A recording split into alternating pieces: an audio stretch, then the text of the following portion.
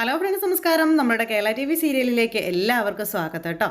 അപ്പോൾ ദേ നമ്മുടെ വിക്രം ഇപ്പോൾ ശരിക്കും ഒരു വലിയ പടുകുഴിയിലേക്ക് വീണ് കിടക്കുകയാണ്. പക്ഷേ ആ വന്നിരിക്കുന്ന വലിയ ദുരന്തം എന്തെന്നറിയാതെ ഭയങ്കര സന്തോഷത്തിലാണ് അച്ഛനും മകനും ഒക്കെ.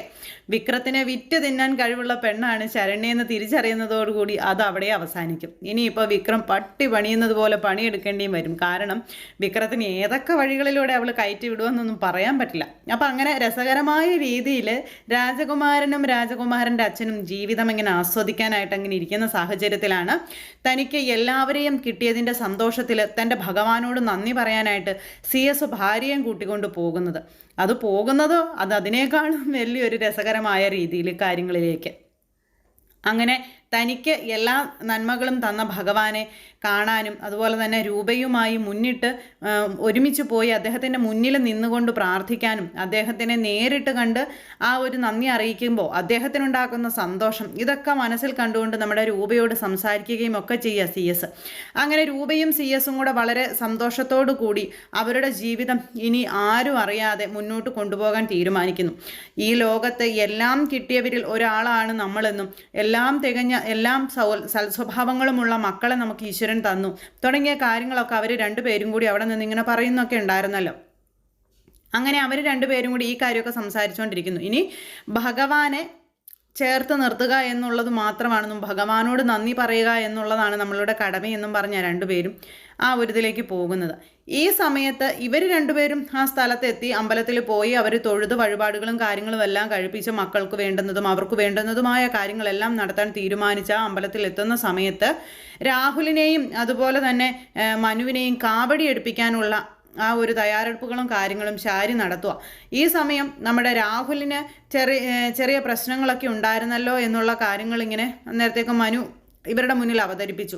അതായത് മനുവിനും അതുപോലെ സരയുവിനും നല്ല കുട്ടി ജനിക്കാൻ വേണ്ടിയിട്ട് മനുമോനെ കൊണ്ട് കാവടി എടുപ്പിക്കാനായിട്ട് ശാരി തയ്യാറാകുമ്പോൾ അച്ഛന് ചെറിയ മാനസിക പ്രശ്നങ്ങളൊക്കെ ഉണ്ടായിരുന്നല്ലോ. അതുകൊണ്ട് അച്ഛനെ കൊണ്ടും കാവടി എടുപ്പിക്കാം എന്നൊക്കെയുള്ള ആ ഒരു കാര്യം നമ്മുടെ മനു ഇങ്ങനെ പറയുന്നു. മനു അത് പറയുന്നത് കേട്ട് കഴിഞ്ഞപ്പോഴേക്കും ശരിയാ അങ്ങനെ തന്നെ എടുപ്പിക്കാമെന്ന് നമ്മുടെ ശാരി.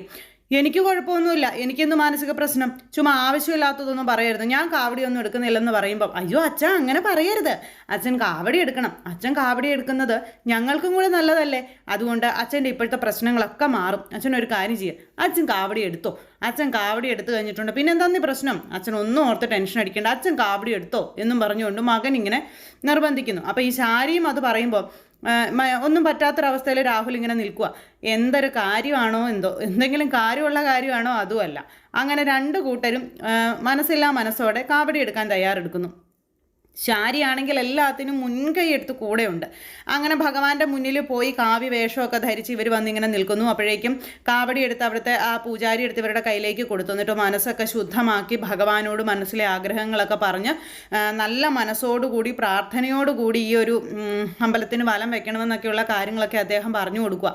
അപ്പോൾ അദ്ദേഹം പറഞ്ഞു കൊടുത്തപ്പോഴേക്കും പിന്നെ ആർക്കും നല്ലത് വരാൻ, എനിക്കെന്തിനാണ് നല്ലത് വരുന്നത്, അല്ലെങ്കിൽ ഇവർക്കും നല്ലത് വരാൻ ഞാനെന്തിനാണ് ചിന്തിക്കുന്നത്, ഇപ്പം മുടിഞ്ഞു പോണേ എന്നും പറഞ്ഞുകൊണ്ട് രാഹുൽ, അപ്പോൾ അമ്മായച്ച മുടിഞ്ഞു പോണേന്നും പറഞ്ഞുകൊണ്ട് മരുമകൻ, ഇവർക്ക് രണ്ടുപേർക്കും നല്ലത് വരുത്തണേ എന്നും പറഞ്ഞുകൊണ്ട് ശാരി, അങ്ങനെ പലരും പല രീതിയിൽ പ്രാർത്ഥനയും കാര്യങ്ങളൊക്കെ നടത്തിക്കൊണ്ട് എന്തായാലും നമ്മുടെ കാവടി എടുത്ത് അവിടെ ആട്ടം തുടങ്ങി.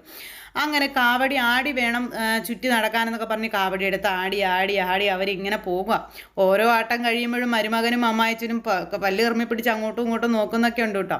അങ്ങനെ രസകരമായ രീതിയിൽ അവരുടെ രണ്ടുപേരുടെയും ആ ഒരു സംഭവങ്ങളും കാര്യങ്ങളും ഒക്കെ ഇങ്ങനെ അവിടെ നടന്നുകൊണ്ടിരിക്കുന്നു. ഈ സമയത്താണ് നമ്മുടെ CS അതുപോലെ തന്നെ രൂപയും കൂടി അമ്പലനടയിൽ പ്രാർത്ഥനയും കാര്യങ്ങളൊക്കെ കഴിഞ്ഞ് വഴിപാടുകളൊക്കെ കഴിഞ്ഞിട്ട് അതിലിങ്ങനെ രണ്ടുപേരും കൂടെ നടക്കുന്നത്. ഇതിലൊരു ട്വിസ്റ്റ് സംഭവിച്ചത് എന്താണെന്ന് വെച്ചാൽ രണ്ടുപേരും പോയിരിക്കുന്നത് ഒരേ അമ്പലത്തിലാണ്. ഇവർ കാവടി എടുക്കാൻ പോയ മുരുകക്ഷേത്രവും നന്ദി പറയാൻ CS രൂപയും കൂടെ പോയ മുരുകക്ഷേത്രവും ഒന്നായിപ്പോയി. അവിടെ രണ്ടുപേരും ശരിക്കും പറഞ്ഞിട്ടുണ്ടെങ്കിൽ പരസ്പരം കാണുന്നില്ല. അങ്ങനെ ഒരു സൈഡിൽ അവരും മറു സൈഡിൽ ഇവരും അങ്ങനെ നടന്നു പോരുക. അങ്ങനെ ആ ഒരു സംഭവം അവിടെ ഇങ്ങനെ നടക്കുന്നു. ഇവർ കാവടി എടുത്ത് ആടി ഇങ്ങനെ വരുന്നു. ഹരഹരോ ഹരഹര എന്നൊക്കെ പറഞ്ഞ് പ്രാർത്ഥനയും കാര്യങ്ങളൊക്കെ ആയിട്ട് ഇങ്ങനെ വരുന്നു. ഈ സമയത്താണ് നമ്മുടെ രൂപയും CS കൂടി അതിൽ നടന്നു വരുമ്പോൾ രൂപ പെട്ടെന്ന് ഇവരെ കാണുന്നത്. രൂപ ഇവരെ കണ്ടു കഴിഞ്ഞപ്പോഴേക്കും വേഗം തന്നെ CS കാണിച്ചു കൊടുത്തു. CS കാണിച്ചു കൊടുത്തു കഴിഞ്ഞപ്പോൾ CS ഞെട്ടിപ്പോയി. ദൈവമേ ഇനിയിപ്പോൾ എന്ത് ചെയ്യും ചന്ദ്രേട്ടാ എന്നും ചോദിച്ചുകൊണ്ട് നമ്മുടെ രൂപ എന്നേരത്തേനും വെപ്രളം കൂട്ടി. അപ്പോൾ എന്ത് ചെയ്യാനാ, അവർ കാണാതെ മറഞ്ഞു നിൽക്കണം എന്നുള്ള കാര്യം അന്നേരം CS പറഞ്ഞു രൂപയോട്. ഇവരിവിടെ ഉണ്ടായിരുന്നു, ഇങ്ങോട്ടാണ് വരുന്നതെന്നും ഒരു ചെറിയ സൂചന പോലും കിട്ടിയില്ലല്ലോ എന്നൊക്കെ പറഞ്ഞ് അങ്ങനെ പറയുമ്പോൾ കാവടിയെടുത്ത് ആടുക, എന്ത് കാണാനാണെന്ന് അറിയില്ല, ആരെ ബോധ്യപ്പെടുത്താനാണെന്നും അറിയില്ല എന്നൊക്കെ പറഞ്ഞ് അങ്ങനെ ദേ ഈ ഒരു രീതിയിൽ ഇവർ തമ്മിൽ സംസാരിക്കുന്നു. അപ്പോൾ എത്രയും പെട്ടെന്ന് നമുക്കിവിടുന്ന് മാറി നിൽക്കണം ചന്ദ്രേട്ടാ, അവർ കണ്ടാൽ ആകെ പ്രശ്നമാകും, പിന്നെ എല്ലാം കൈവിട്ട് പോകും, പിന്നെ നമ്മൾ എന്ത് ചെയ്യും എന്നൊക്കെ രൂപ ഇങ്ങനെ ചോദിച്ചപ്പം താൻ ടെൻഷൻ ആവാതെ അവർ കാണാതെ നമുക്ക് മാറി നിൽക്കാമെന്നും പറഞ്ഞ് രൂപയും കൂട്ടിക്കൊണ്ട് അങ്ങനെ അങ്ങ് മാറി നിൽക്കുവാണ് CS. എന്നിട്ട് ഈ രാഹുലും അതുപോലെ തന്നെ മനുവും ഒന്നും കാണാതെ അപ്പുറം മാറി നിന്ന് ഇതിങ്ങനെ കാണുന്നു ഇവരുടെ ഈ കാട്ടായങ്ങളൊക്കെ. അങ്ങനെ കണ്ടുകൊണ്ട് നിൽക്കുമ്പോൾ ഏത് ഗംഗയിൽ പോയി കുളിച്ചാലും അവരുടെ പാപങ്ങളൊന്നും തീരില്ലെന്നും അതുപോലെ തന്നെ ഈ കാണിച്ചു കൂട്ടുന്ന പ്രഹസനങ്ങളൊക്കെ വെറുതെയാണെന്നുള്ള കാര്യങ്ങളും ഇവരിങ്ങനെ പറയുക. അപ്പോൾ ഇവരിതിങ്ങനെ പറഞ്ഞു കഴിഞ്ഞപ്പോഴേക്കും, അതായത് രൂപയും CS കൂടി ഇങ്ങനെ പറഞ്ഞു കഴിഞ്ഞ് ഇവരിങ്ങനെ ആ ഒരു ഇതിലിങ്ങനെ നിൽക്കുന്നു. അപ്പോൾ എന്ത് വില കൊടുത്തിട്ടാണെങ്കിലും ഇനി ആ നാട്ടിലേക്ക് ഇവർ വന്നു കഴിഞ്ഞിട്ടുണ്ടെങ്കിൽ അവരെ കൊല്ലാൻ ഒരു സാഹചര്യം കിട്ടിയാൽ കൊന്നു കളയണം ചന്ദ്രേട്ട എന്ന് തന്നെ നമ്മുടെ രൂപയും CS പറയുക. കാരണം ഇനി അങ്ങോട്ട് നമ്മുടെ മുന്നിൽ നമുക്ക് പ്രശ്നമായി നിൽക്കുന്നത് ഇവരാണെന്നും ഇനി നമ്മളുടെ ജീവിതത്തിൽ നമുക്ക് നല്ലൊരു ജീവിതം കിട്ടണമെങ്കിൽ ഇവർ ഉണ്ടാകാൻ പാടില്ലെന്നൊക്കെ രൂപ ഇങ്ങനെ പറയുന്നു. രൂപ ഒരു കാര്യം പറഞ്ഞാൽ പിന്നെ മുന്നും പിന്നും നോക്കുന്ന ആളല്ലല്ലോ നമ്മുടെ CS. അങ്ങനെ CS താൻ വിഷമിക്കേണ്ട, എന്തിനും ഒരു വഴിയുണ്ട് എന്നും പറഞ്ഞ് അങ്ങനെ രൂപയെ സമാധാനിപ്പിച്ച് നിൽക്കുന്നു. അങ്ങനെ ഇവർ ആ സംസാരവും കാര്യങ്ങളൊക്കെ ആയിട്ട് അവിടെ നിൽക്കുന്ന സാഹചര്യത്തിൽ ഇവർ അമ്പലത്തിന് വലം വെച്ചു. അതായത് രാഹുലും മനുവും ശാരിയും ഒക്കെ നടന്നും മടുത്തു. മനുവൊക്കെ ശരിക്കും അവസരമായി. അങ്ങനെ ആ ഒരു പറഞ്ഞ അളവിൽ അതിന് വലം വെച്ച് ഇത് കൊണ്ടുവന്ന് അതായത് ദൈവത്തിൻ്റെ ഫ്രണ്ടിൽ തന്നെ വെച്ചു. അത് കഴിഞ്ഞപ്പോഴേക്കും പ്രസാദമൊക്കെ മേടിച്ചു. ഇതെല്ലാം കഴിഞ്ഞ് അവർ മടുത്തു മാറി നിൽക്കുക. അപ്പോൾ രാഹുലാണെങ്കിൽ അവിടെ നിൽക്കുന്നു, ഈ സമയത്ത് മനു ഇവിടെ നിൽക്കുന്നു. മനുവിനാണെങ്കിൽ വെള്ളം കൊടുക്കുക, മറ്റു കാര്യങ്ങൾ ചെയ്തു കൊടുക്കുക, ഇതൊക്കെ ശാരി ചെയ്യുന്നുണ്ട്. പക്ഷേ സ്വന്തം ഭർത്താവിനെ തിരിഞ്ഞു പോലും നോക്കുന്നില്ല. കുറച്ച് കഴിഞ്ഞപ്പോഴേക്കും ഈ മനു ഇങ്ങനെ അവിടെ ഡ്രസ്സൊക്കെ മാറിയിരിക്കുമ്പോൾ രാഹുൽ അങ്ങോട്ടേക്ക് ചെന്നു. ഞാൻ മുടിഞ്ഞു പോണേന്നായിരിക്കും നീ പ്രാർത്ഥിച്ചതല്ലേ എന്നൊക്കെ ഇങ്ങനെ നേരത്തേക്ക് നമ്മുടെ രാഹുൽ ഇങ്ങനെ ചോദിച്ചു. രാഹുൽ ചോദിച്ചു കഴിഞ്ഞപ്പോൾ ഞാൻ മുടിഞ്ഞു പോകണമെന്നല്ലേ അമ്മായച്ചൻ പ്രാർത്ഥിച്ചത്, നിങ്ങൾ തട്ടിപ്പോണേന്നാണ് ഞാൻ പ്രാർത്ഥിച്ചതെന്നും പറഞ്ഞുകൊണ്ട് ഈ രാഹുലിനോട് മനു പറയാം. അല്ലാതെ നിങ്ങളിങ്ങനെ ജീവിച്ചിരുന്നിട്ട് എനിക്ക് എന്താ കാര്യം? ഒരു കാര്യം ഞാൻ പറഞ്ഞേക്കാം, മാന്യമായിട്ടും മര്യാദയായിട്ട് എൻ്റെ അടുത്ത് നിന്നില്ലെങ്കിലേ നിങ്ങൾ വിവരം അറിയുമെന്ന് പറയുമ്പോൾ എടാ നിർത്തടാ, നീ ആരോടാടെ വെച്ചെടുക്കുന്നതെന്ന് ചോദിച്ചാൽ ഈ അമ്പലനടയിൽ വെച്ച് ഈ കാവടി എടുക്കലും കഴിഞ്ഞിട്ട് അമ്മായച്ചനും മരുമോനും കൂടെ പൊരിഞ്ഞാടി. അങ്ങനെ രണ്ടുപേരും കൂടി അവിടെ കിടന്ന് വഴക്കുണ്ടാക്കുന്ന സമയത്ത് നമ്മുടെ ശാരി അങ്ങോട്ടേക്ക് വന്നു.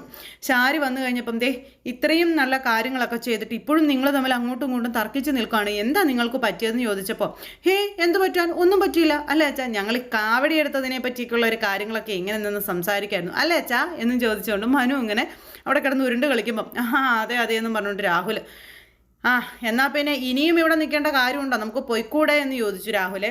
അതെ, കാവടി എടുത്ത് കഴിഞ്ഞതല്ലേ ഉള്ളൂ, അടുത്ത വഴിപാടുകൾ നടത്തണ്ടേ. അടുത്ത വഴിപാടോ? ഇനി എന്ത് വഴിപാടാ അമ്മേ? ഇനിയിപ്പോൾ അടുത്ത വഴിപാടുണ്ട് മോനെ, അതൊക്കെ ചെയ്യണമെന്ന് പറഞ്ഞു. അയ്യോ ഇന്നിനിപ്പോൾ ഇത്രയും വഴിപാട് മതി, മോളൂസ് അവിടെ ഒറ്റയ്ക്കല്ലേ, നമുക്ക് അങ്ങോട്ട് പോകാമെന്നും പറഞ്ഞുകൊണ്ട് മനു ഇങ്ങനെ പറഞ്ഞപ്പോൾ രാഹുലിന് പേടിയായി. രാഹുൽ പറഞ്ഞു വേണ്ട ഇനി ഒന്നും വേണ്ട, വാ ശരി മതി, ചെയ്ത പൂജ ചെയ്തൊക്കെ മതി, വാ പോകാമെന്നും പറഞ്ഞുകൊണ്ട് രാഹുൽ കിടന്ന് വെപ്രാളം കൂട്ടുക.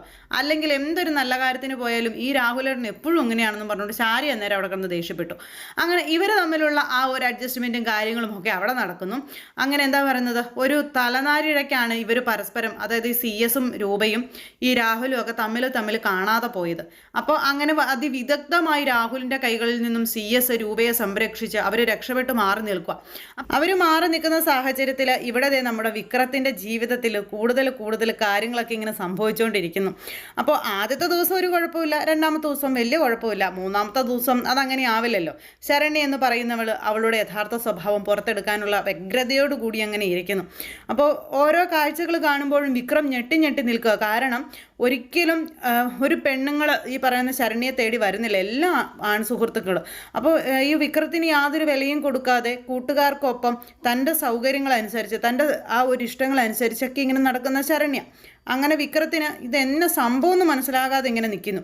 ആ ഒരു സാഹചര്യം അവിടെ നിൽക്കുമ്പോൾ അച്ഛനും അമ്മയും ഇല്ലാത്തതിൻ്റെ, അവരെ മിസ് ചെയ്തതിൻ്റെ ആ ഒരു സങ്കടവും കാര്യങ്ങളും ഒക്കെ ആയിട്ട് കിരണും കല്യാണിയും ഒക്കെ ഇങ്ങനെ അവിടെ നിൽക്കുക. കാരണം അച്ഛനും അമ്മയും ഇല്ലാത്ത ഒരു ദിവസം ഇപ്പോൾ ഈ അടുത്തിടെയായിട്ട് അവരുടെ ജീവിതത്തിലില്ല. അതുകൊണ്ട് തന്നെ അച്ഛനും അമ്മയും വേണം, കൂടെ എപ്പോഴും വേണമെന്നുള്ളൊരു ആഗ്രഹവും കാര്യങ്ങളൊക്കെ ആയിട്ടാണല്ലോ അവർ നടക്കുന്നത്. അപ്പോൾ അതിൻ്റെ ഒരു മിസ്സിങ്ങും കാര്യങ്ങളും ഒക്കെ ആയിട്ട് അവരിങ്ങനെ മുന്നോട്ട് പോകുന്നു. അപ്പോൾ എന്തായാലും ആ രീതിയിലുള്ള സാഹചര്യങ്ങളൊക്കെ കൂട്ടിയിണക്കിക്കൊണ്ടാണ് നമ്മുടെ കഥ വരുന്നത്. അപ്പോൾ എല്ലാവരും കാത്തിരുന്ന് കാണണം. എല്ലാവർക്കും നല്ലൊരു ദിവസം ആശംസിക്കുകയാണ്. എല്ലാവരുടെ സപ്പോർട്ടിനും സ്നേഹത്തിനും ഒത്തിരി നന്ദി ഹൃദയത്തിൻ്റെ ഭാഷയിൽ അറിയിക്കുന്നു. അടുത്ത സൂപ്പർ ഹിറ്റ് കഥയുമായി കാണുന്നത് വരെ എല്ലാവർക്കും നന്ദി. അതോടൊപ്പം നമ്മുടെ ചാനൽ ആദ്യമായിട്ട് കാണുന്നവരുണ്ടെങ്കിൽ ഒന്ന് സബ്സ്ക്രൈബ് ചെയ്യണം കേട്ടോ. തൊട്ടടുത്ത് കാണുന്ന ബെൽബട്ടൻ്റെ കാര്യം മറന്നു പോകരുത്. അപ്പോൾ എല്ലാവർക്കും ഒരിക്കൽ കൂടി നന്ദി അറിയിക്കുന്നു. നമ്മുടെ കഥയിലെ ഡയലോഗുകളിലും കാര്യങ്ങളിലും ഒക്കെ വ്യത്യാസങ്ങൾ ചില സമയങ്ങളിലൊക്കെ വരുന്നുണ്ടാവാം. പക്ഷേ നമ്മുടെ കഥ ഈ ഒരു ടോണിലാണ് മുന്നോട്ട് പോകുന്നത്. അപ്പോൾ എല്ലാവരും സപ്പോർട്ട് ചെയ്യണേ. എല്ലാവർക്കും നന്ദി.